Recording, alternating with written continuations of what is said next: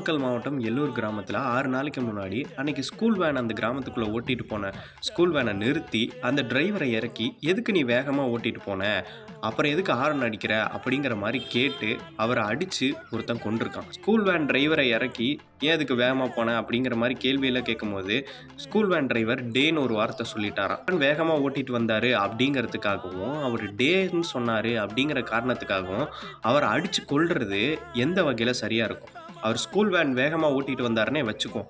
அதுக்கு ப்ராப்பராக எந்த இடத்துல கம்ப்ளைண்ட் பண்ணுமோ அந்த இடத்துல கம்ப்ளைண்ட் பண்ணு. குழந்தைங்க இருக்கிற ஸ்கூல் வேனை வேகமாக ஓட்டிட்டு வர்றாரு அப்படின்னு சொல்லிட்டு ஸ்கூலில் போய் கம்ப்ளைண்ட் பண்ணு, இல்லை போலீஸ் ஸ்டேஷனில் போய் கம்ப்ளைண்ட் பண்ணு. பஸ்ஸில் அத்தனை ஸ்கூல் குழந்தைங்க இருந்திருந்தாங்க. அவங்களுக்கு முன்னாடி இப்படி ஒரு சண்டை நடந்து அங்கே ஒருத்தர் இறந்துருக்கார்.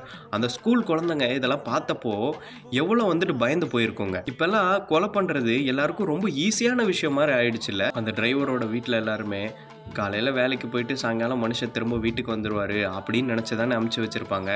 பட் இப்படி நடக்கும்னு யாரும் எதிர்பார்த்துருக்க மாட்டாங்க.